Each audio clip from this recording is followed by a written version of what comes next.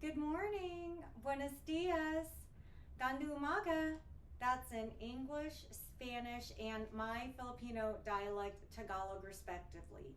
I'm Dr. Elaine Dispo-Randon, and meet my stats cat and feline faculty, Annie, as well as my scholastic kitty, Lilo. I'm the founder of Anotco 501c3 public charity for bereaved families, and I am also an AIHCP certified grief counselor and educator, specializing in pet loss grief support. And I just designed a new grief diversity curriculum, which I'll briefly present to you an overview about today on culturally sensitive grief counseling for diverse populations.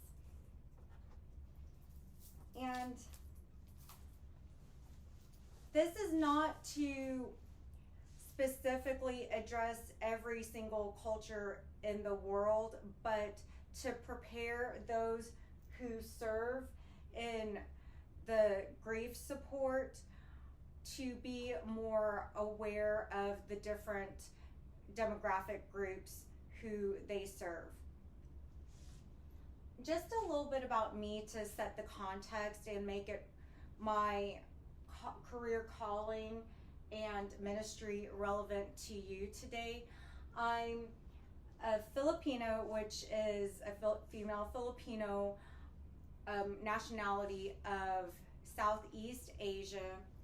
I'm Roman Catholic, which is a Christian denomination, and I'm married to a Mexican American, so we live in an intercultural, interracial household, but practice the same faith.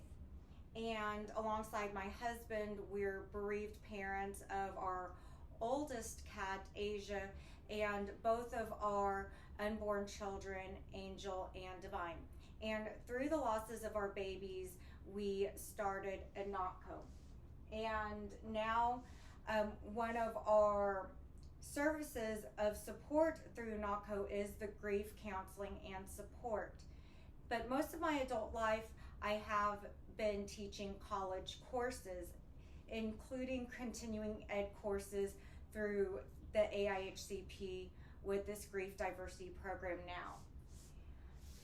I mainly want us to focus on cultures that are marginalized, underserved, underrepresented, and are considered minorities. And they can include world religions as well as races of color, the LGBTQ community, and individuals who are born with intellectual or developmental disabilities. Now, I'm not going to teach y'all about specific cultural practices, but I may briefly touch on common practices when it comes to death. And if you do have intercultural grief services with clients who come from different demographic groups from yourselves, then it really is a good idea to research on their specific cultures and ask them what parts of their culture that they do practice in terms of bereavement or grief.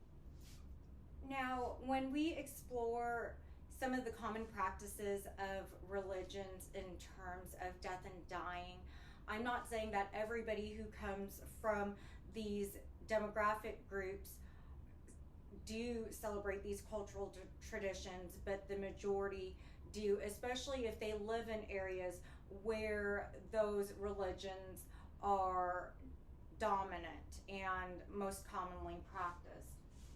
Buddhists actually use all four of the different ways of disposing of a deceased body. They include the earth through burial, the air through exposure, fire through cremation, and immersion through water. In Christianity, it may depend on the denomination. There is burial and some cremation with the cleansing of the body for hygienic reasons.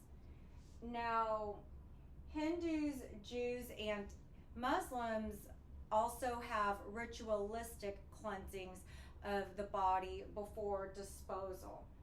Hindus cremate and immerse bodies, so they use the elements of fire and water when disposing of a deceased corpse. Jews bury their bodies really shortly after somebody dies, and Muslims bury their dead.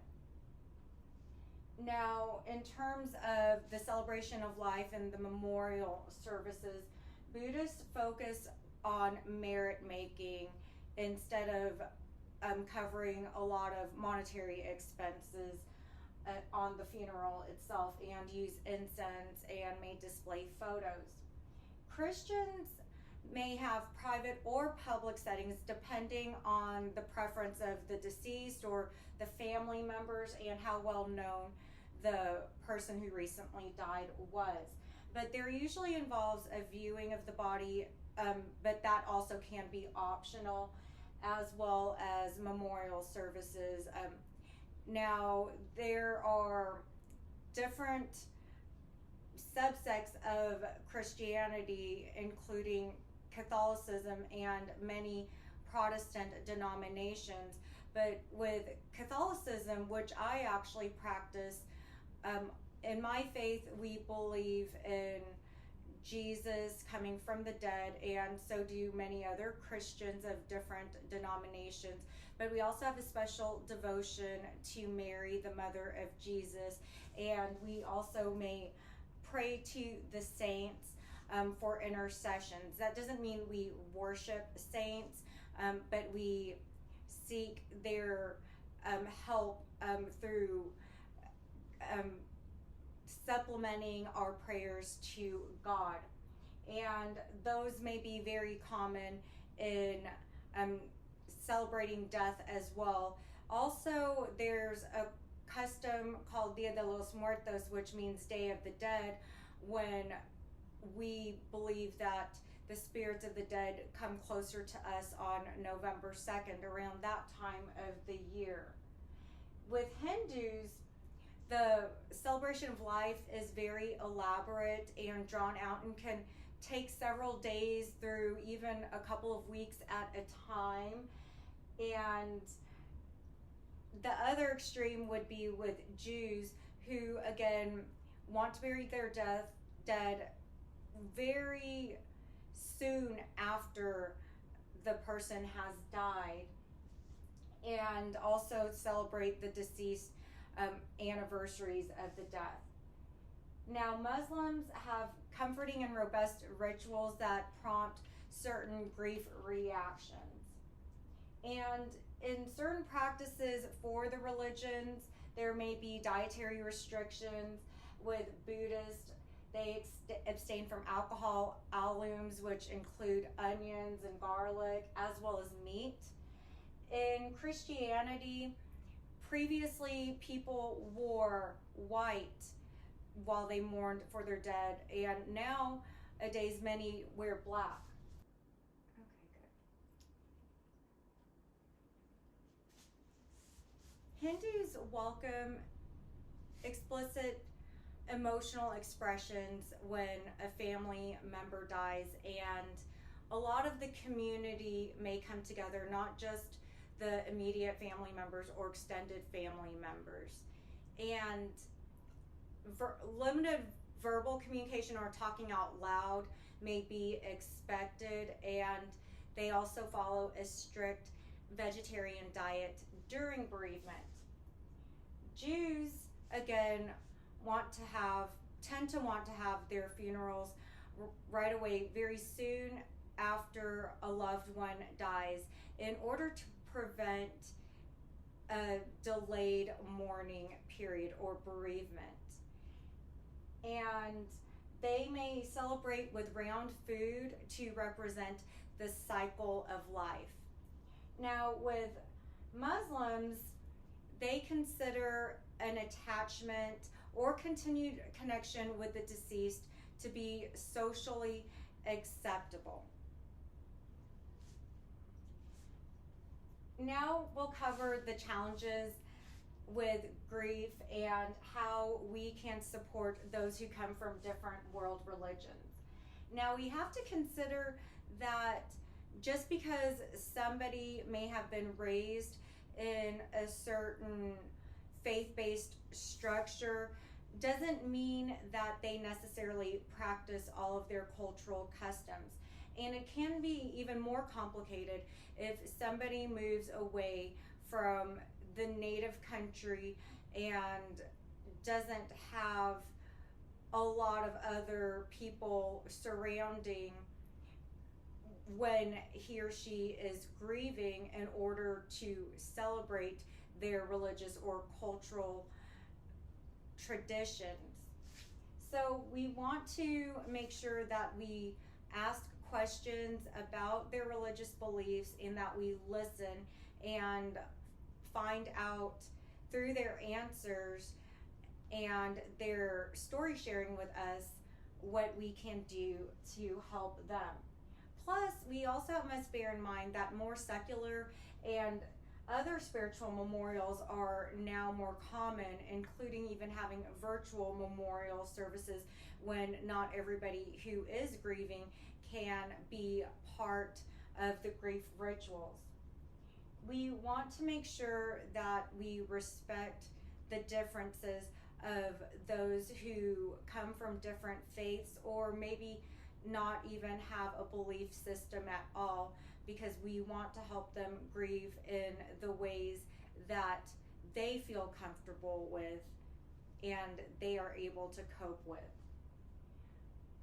As far as people of color are concerned, again, grief may not just come from losing a loved one, but can also come from even being part of a minority group, including with African Americans who may not feel as inclined to seek professional grief support services because they may have experienced a negative impact from public systems in the past.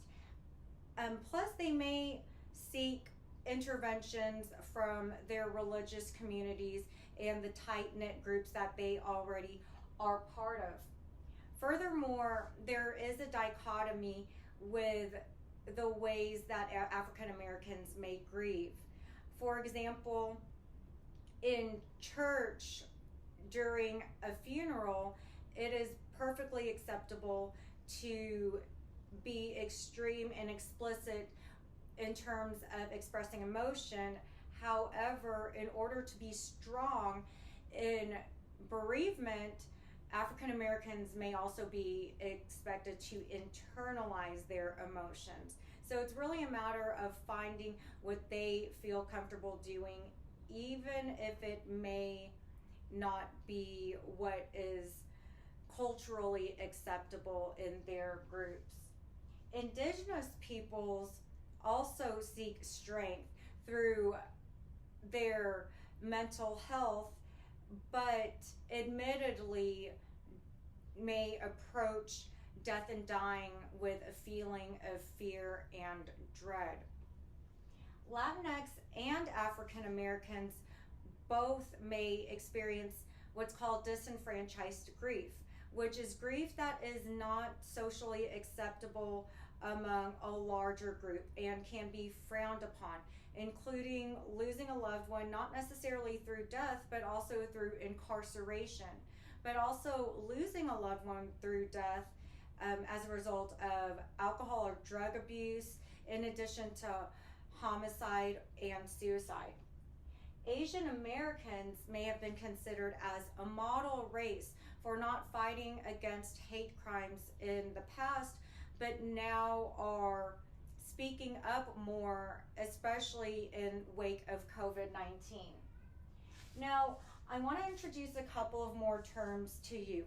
First, we have collective grief, which means that an entire group may be experiencing grief of somebody who they lost publicly, even if they didn't know that person personally.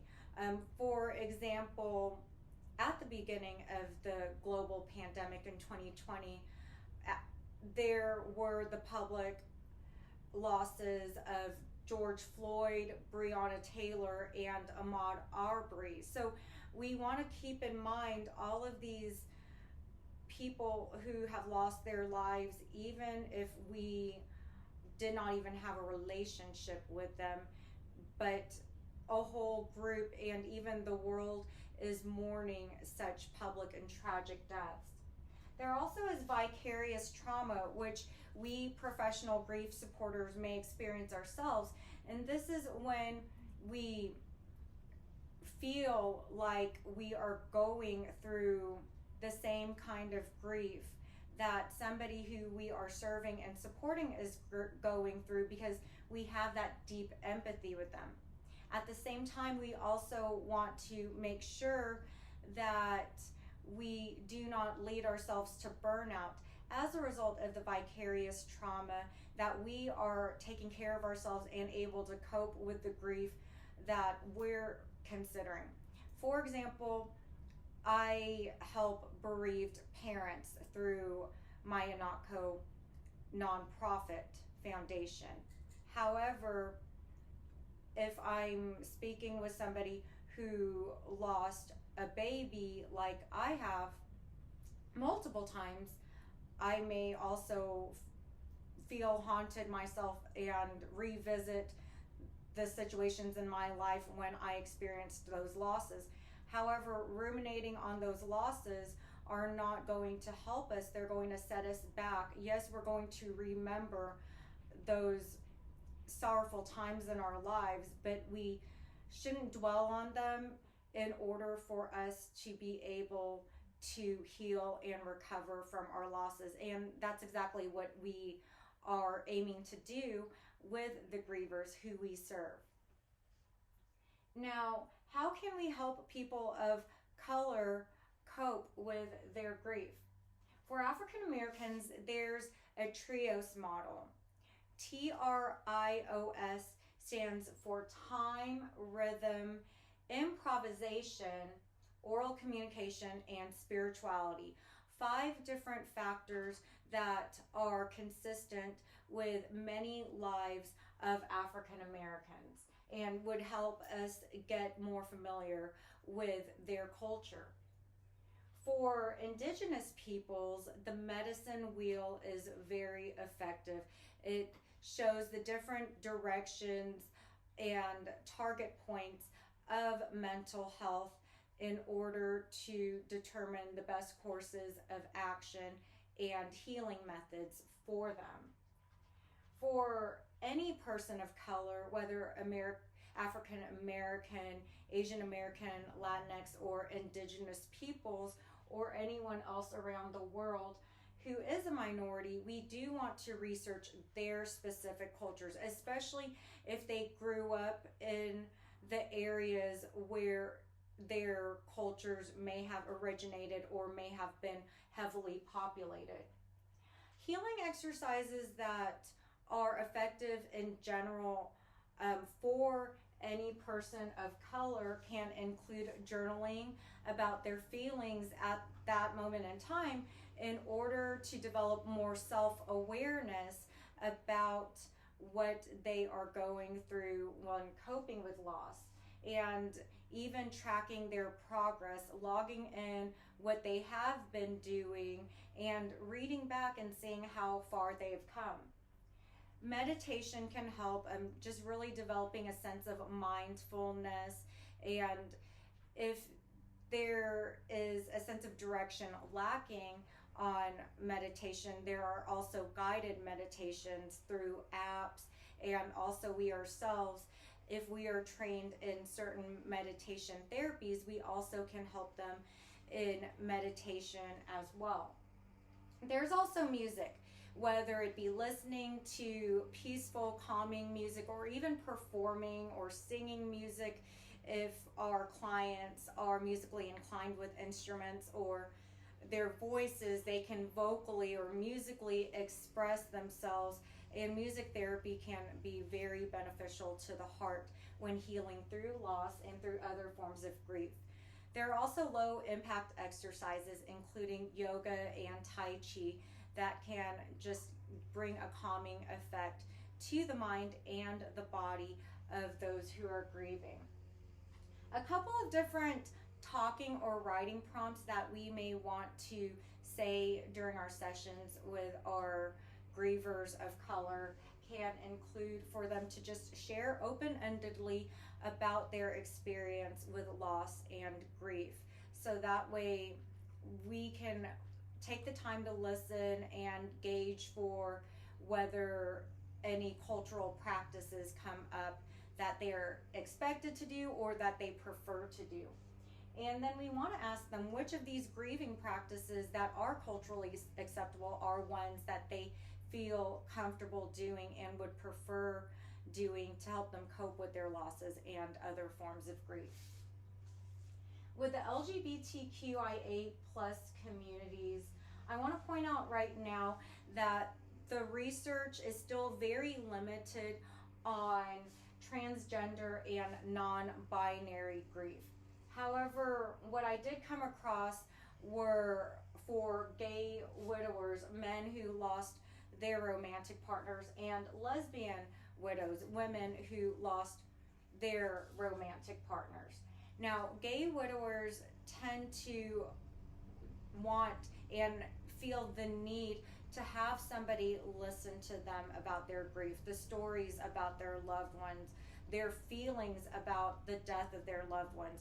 This came to surface even more during the 1980s and especially the 1990s when the AIDS epidemic was more common. So I want to introduce you to another term called anticipated grief, which is grief that is expected when death may be imminent or when there is a loss that is expected. So both the terminally ill patient as well as loved ones may prepare for the death itself in addition to life without the person who is sick and dying. Lesbian widows tend to value emotional connections, even if their relationships with their partners or their soulmates were not necessarily sexual in terms of physical intimacy. There are mixed results with LGBTQ individuals who identify in that community if they have a religion that they practice and if they have support from their church or faith-based communities. And the same goes for family, if they have support from their families. Some may have support from their families wholeheartedly or even with hesitation, and maybe some have experienced falling out or disengagement and estrangement from family members if they came out of the closet. And another factor that falls in with LGBTQ communities is if they live in rural areas where support for LGBTQ peoples in general or with grief are very sparse. So virtual offerings of grief support like what I offer would help, and also cost-effective ones, because we want to put it out there that grief is not a mental illness. So they can seek help from certified grief counselors, not necessarily licensed professional counselors or social workers who are not certified in grief or don't have training with grief counseling. Also, support groups may be effective as well. If there isn't one in their physical local community, they can go online to find forums who do support LGBTQ and those who may be going through grief similar to theirs, like the loss of a romantic partner.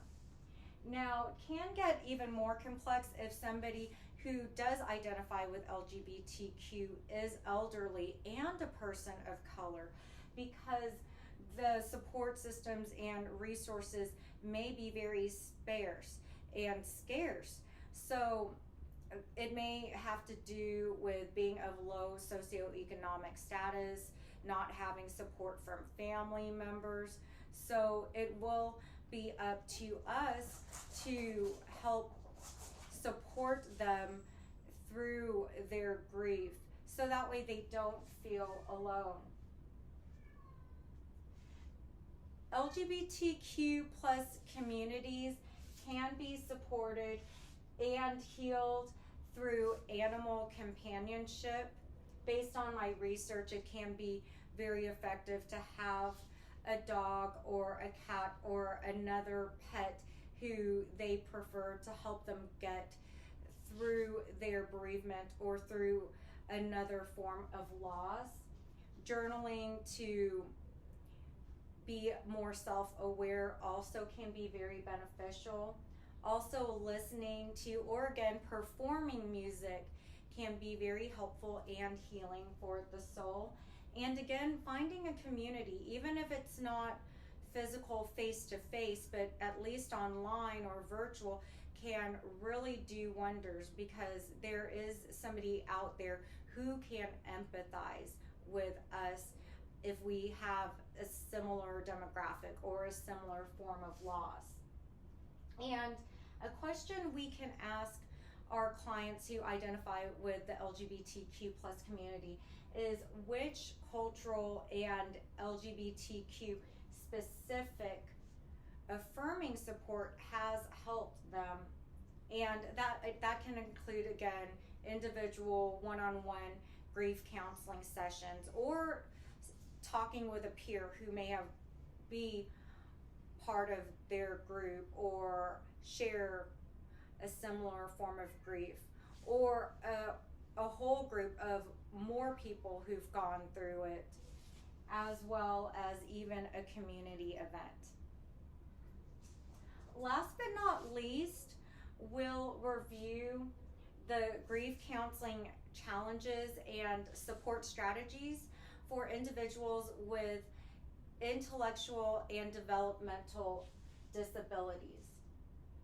Now, caregivers of people with developmental and intellectual disabilities may prioritize protecting them as opposed to involving them in grief, meaning that some of the caregivers may withhold information about a lost loved one, or may use euphemisms or sugarcoat words about a lost loved one, kind of like when a parent or an older family member tries to protect a child during times of loss, depending on their developmental stage in life.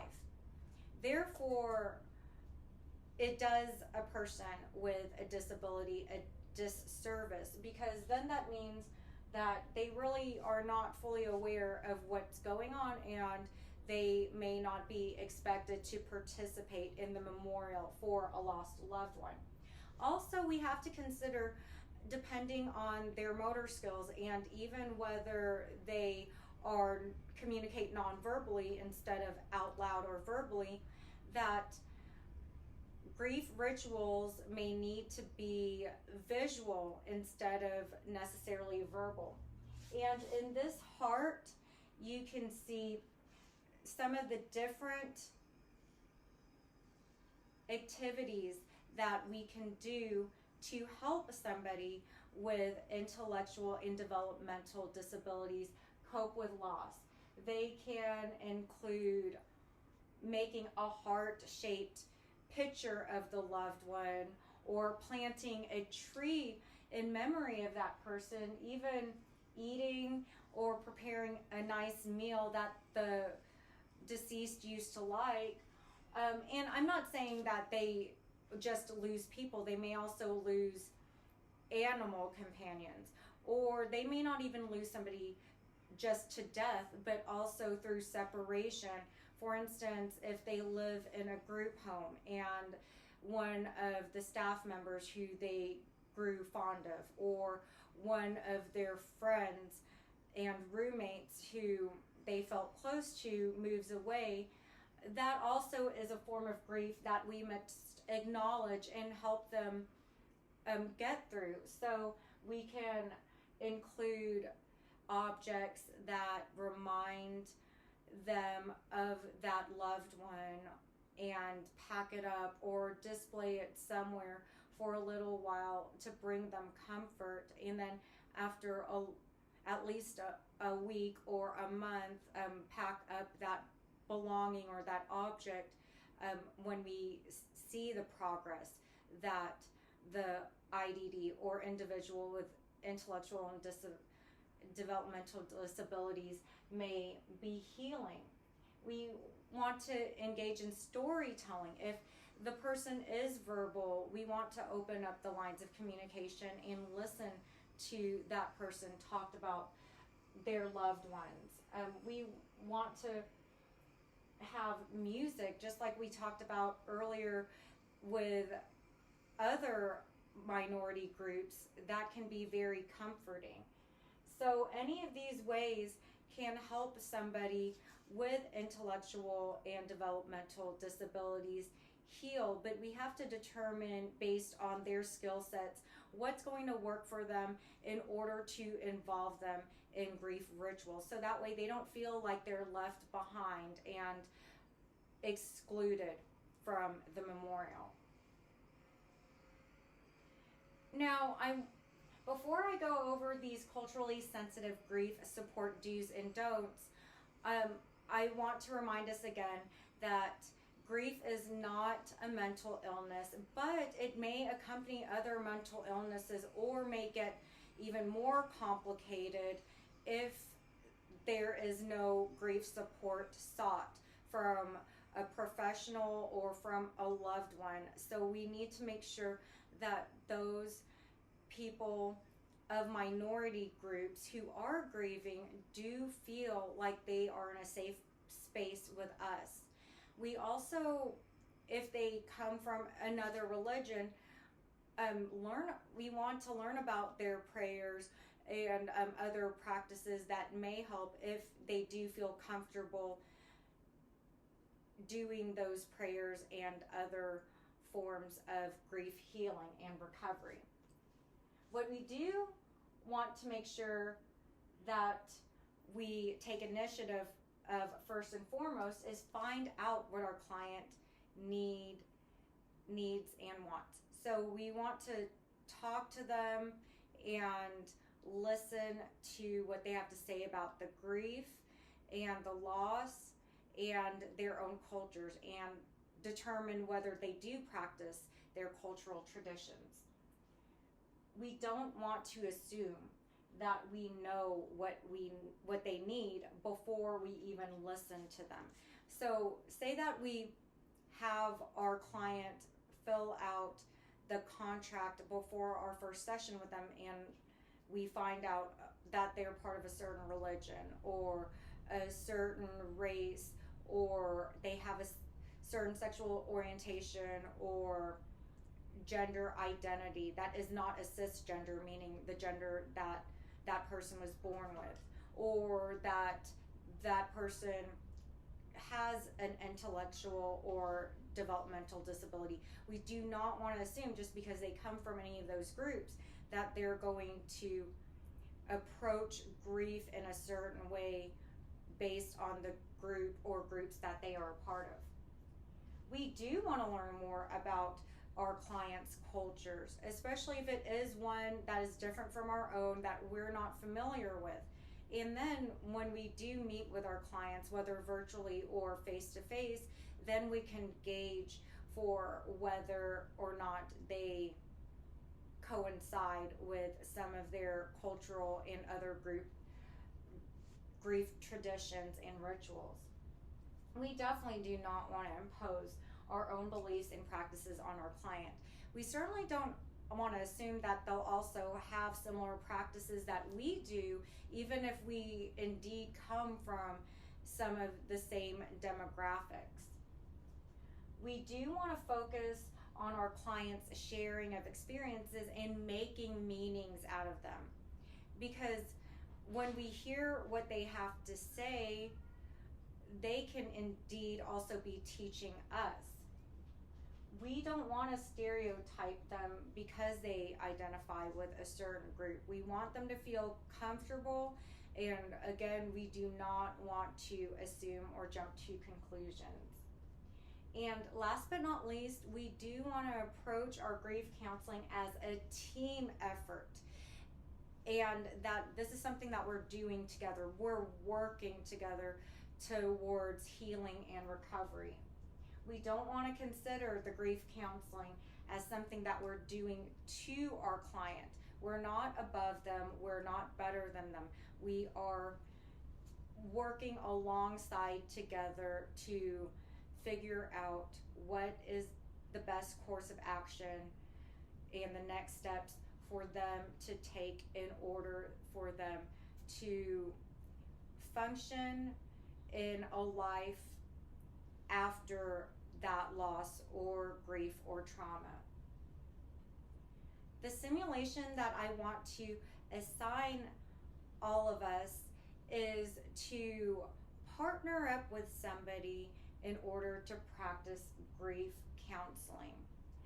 The grief counselor will have the griever talk about the loss and about, or the other form of grief, and the cultures and demographic groups that that griever is a part of, in order for the counselor to determine what strategies of support can help through that grief.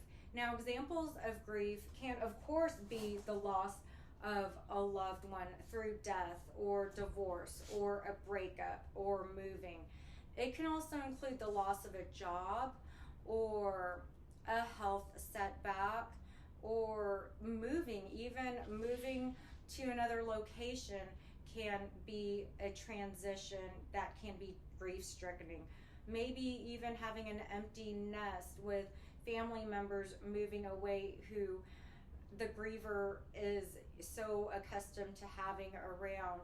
Any of those can prompt grief.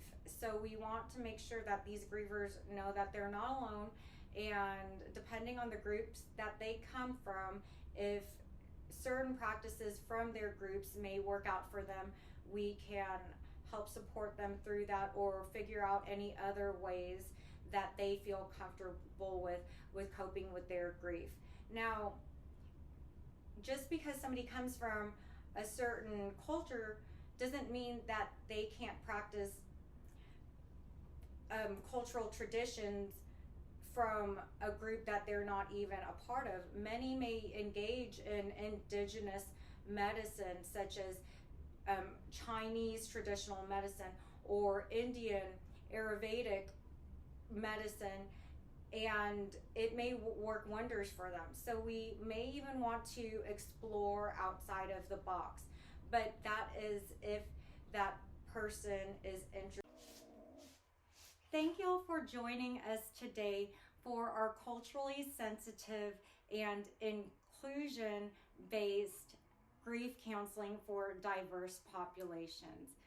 Again, I'm Dr. DR signing off with my Scholastic Kitty and my feline faculty Stats Cat. May you all be blessed in your respective grief journeys and grief support serving. Thank you for helping all of those who are grieving out there alongside with me.